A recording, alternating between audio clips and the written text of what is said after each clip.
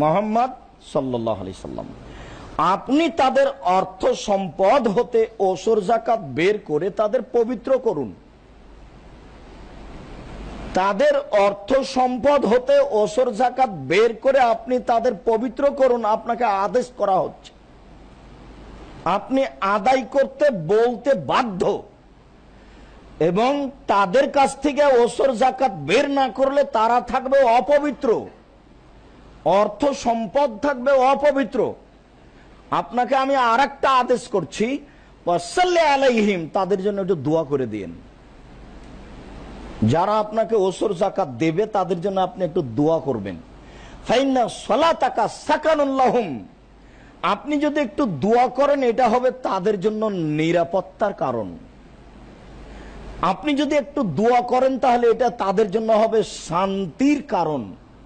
আপনি একটু দোয়া করে দিলেন, আল্লাহুম্মা সাল্লি আলাইহি আল্লাহুম্মা বারিক আলাইহি, আল্লাহ তুমি তাদের প্রতি দয়া করো, তাদের অর্থ সম্পদে বরকত দান করো, এই কথা বলে দিবেন আপনি। এখন তো শতকরা 98 জন 99 জন বক্তা যারা সমাজে বক্তৃতা করছে তারা ধর্মকর্ম বুঝে বলে বিবেচনায় আসে না। তাদের হাতে দান করলে তারা বলে নারায়ে তাকবীর, লিল্লাহে তাকবীর, আল্লাহু আকবার, একবারে মনে হচ্ছে নগদ জান্নাত দিয়ে দিল। অথচ রাসূল সাল্লাল্লাহু আলাইহি সাল্লামের হাতে কোনোদিন কেউ অর্থ সম্পদ দিলে আল্লাহ রাসূল নারায়ে তাকবীর, লিল্লাহে তাকবীর, আল্লাহু আকবার এইসব কথা ভাষা বলেননি। আল্লাহ যেটা আদেশ করছেন সেটা বলেছেন। আল্লাহ আদেশ করছেন আপনি একটু তাদের জন্য দোয়া করে দেন।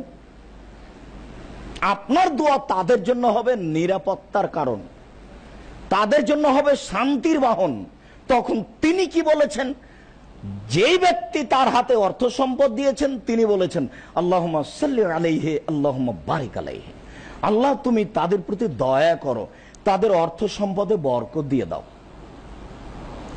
আর যখন কেউ ফলমূল হাতে দিয়েছেন তখন তিনি বলেছেন বারাকাল্লাহু ফি সামারিকা, আল্লাহ তোমার ফলে বরকত দান করুক। বরকত কিন্তু খুব ভিন্ন জিনিস, আপনাকে সব সময় বলে থাকি। রুজি ভিন্ন জিনিস, বরকত ভিন্ন জিনিস। বরকত আপনার কারণেও মার খেতে পারে, আপনার স্ত্রীর কারণেও মার খেতে পারে। দুইজন মিলে বিবেচনা করে হিসাব নিকাশ করে সংসার করবেন। বোকামির পরিচয় দিয়ে হঠকারিতা দেখিয়ে টাকা পয়সা খরচ করবেন না। জোর করে অনার্থক অপ্রয়োজনীয় পয়সা ব্যয় করবেন না, এতে আল্লাহ অসন্তুষ্ট হবেন, কাজ হবে শয়তানের কাজ। ধীরে ধীরে বরকত উঠে যাবে। কোটি টাকা ইনকাম করলে আপনি শান্তি পাবেন না, আপনার সমস্যা লেগেই থাকবে। মনে আছে, শতবার বলা আছে হাদিসে কুদসি, আল্লাহ তাআলা বলেন ইবনা আদম লা তাইতানি বিশাইইন, আদম সন্তান তোমরা যদি আমার জন্য একটু সময় বের করো, দিন ধর্ম জানা বুঝার জন্য যদি একটু সময় বের করো, আমাকে যদি কিছু দাও, তাহলে আমি তোমার দুইটা কাজ করব। এক, আমলাও ইয়াদাকা গেনান, তোমার হাতকে আমি টাকা দিয়ে পূর্ণ করে দেব। ওয়াসুদ্দ ফাকরাক, তোমার দারিদ্রতা বন্ধ করে দেব। দুইটা কাজ করব আমি, একটা দারিদ্রতা বন্ধ করে দেব আর হাতকে অর্থ দিয়ে পূর্ণ করে দেব। ওয়াইনলাম তাফাল, যদি এমনটা না করো তাহলে আমলাও ইয়াদাকা শগলান, তোমার হাতকে আমি ব্যস্ততা দিয়ে পূর্ণ করে দেব। কেউ যদি তোমাকে বলে যে চলো যাই আলামিন মসজিদে একটু সালাত আদায় করে আসি, তখন তুমি বলবে আমি ব্যস্ত, আমার খুব কাজ আছে। এই কথা তুমি বলতে বাধ্য হবা, এটা আমি করে দিয়েছি।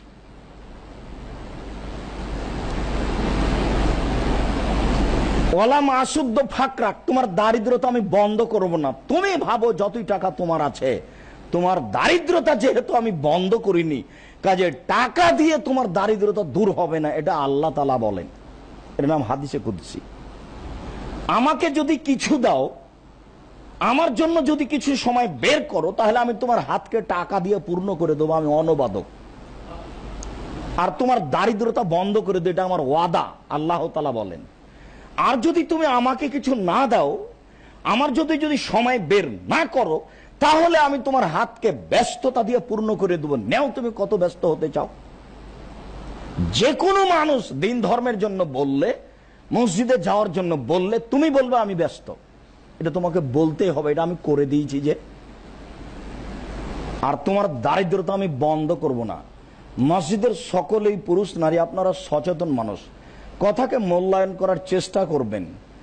আমি আপনাকে বারংবার বলে থাকি, আমি প্রাণপণে চেষ্টা করি ফাঁক রেখে কথা না বলার, যাতে করে কথা আপনার কিছু উপকারে আসে। আর এ কারণেই আমি আপনাকে কোনোদিনই মিঠে করে নরম করে কথা বলতে পারি না। আপনি শুনবেন আর হারিয়ে যাবেন, এটা আমি চাই না। এমন ভাবে শুনবেন যাতে করে যেখান থেকে গেছে কেটে ছিঁড়ে যায়, 10 বছর পরে যেন মনে থাকে যে কথাটা শুনেছিলাম। সম্মানিত মসজিদের মুসল্লি,